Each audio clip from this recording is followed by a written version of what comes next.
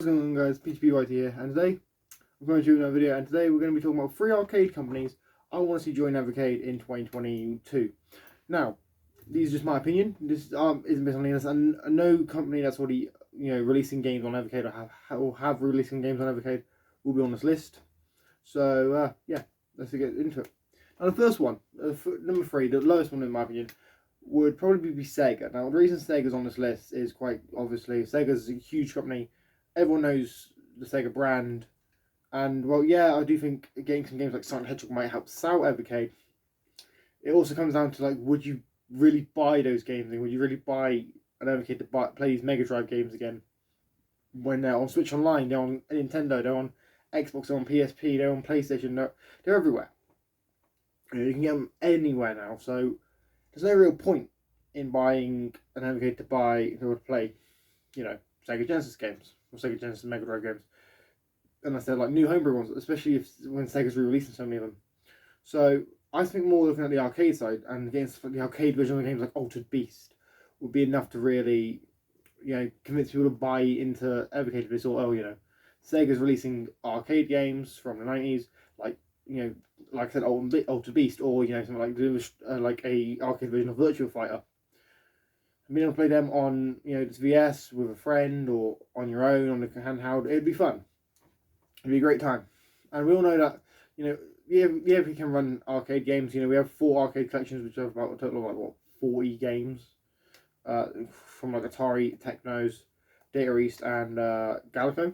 So we all know that. So number 3, Sega. Number 2, this one's quite a simple one. Midway Arcade. Midway Arcade was a game developer, an arcade company.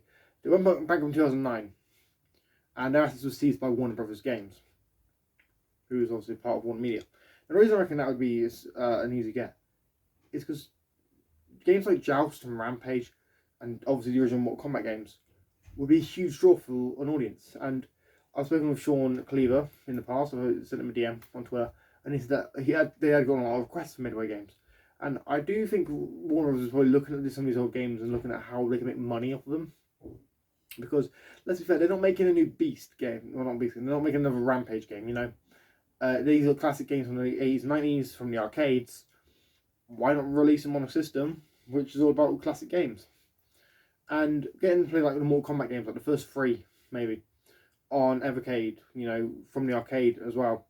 Playing them on either the handheld or like playing against a friend on home console on the VS, that would be great. That could attract more people. People are like, oh, I want to play the original Mortal Kombat, and I can play it on this little VS thing, and I can also play all these other games on the VS. I'd back it. I'd buy the cartridge. I'm a collector. I've bought all of them except from the Intellivision one at the time of me recording this. But I will get around to getting the Intellivision one. I just got some more important stuff I've got to buy before then, including Freedom Wars on the Vita. And yeah, finally, guys, number 1, the one I want the most, is SNK. Why SNK? Well, King of Fighters. King of Fighters is one of the big ones for me. Also like Saru Gomar. Basically, SNK is known as like a fighting game company, and they dominate the arcades. It was them and Capcom in the 90s. Like, everyone was like, oh my, King of Fighters, and Street Fighter were like the big fighting series before Mortal Kombat came around.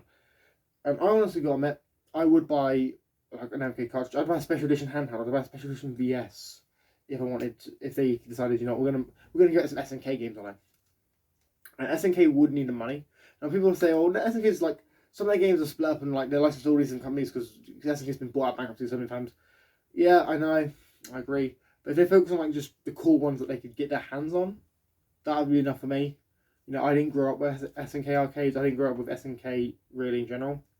I started playing like Neo Geo collections recently on the Switch, where I'm like, 18.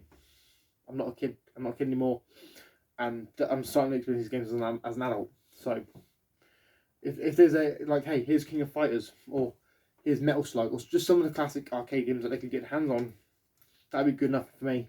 I'd buy them, and that's just it. But that's just me. So, guys, let me know in the comments down below. Do you want what arcade games do you want on Evercade in 2022? What company would you like to see them join? Would you like Sega? Would you like Midway? Would you like SNK? Would you like Capcom? Would you like Konami? Who would you like? Leave a comment down below in the script. Comment down below. Let me know. You can follow me on Twitter at RioAimHigh. Don't forget to shout out to my editor, Zombie717, otherwise known as Jesse. His link will be in the description down below. Thank you for watching, guys, and I'll see you soon.